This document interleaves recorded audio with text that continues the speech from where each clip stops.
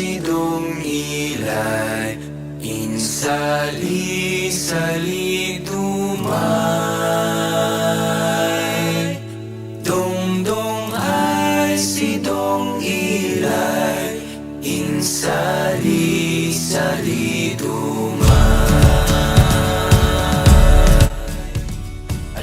Alam mo ba, minsan nakikita natin ang mga papel at plastik na nakakalat sa kalsada, mga baradong kanal na may mabahong amoy, at mga bakanting pwesto na puno ng basura dito sa barangay natin.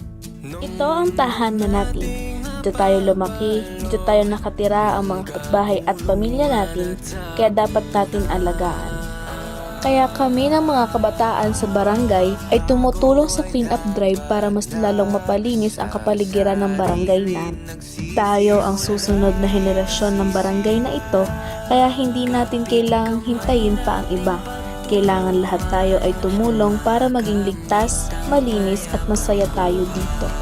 Kaya ngayon, magsimula ka na kahit sa maliit na bagay lang tulad ng paglilinis ng harap ng bahay mo at tawagin mo pa ang mga kaibigan mo para sama-sama tayong gumawa ng mabuti para sa barangay natin. Sana'y nasa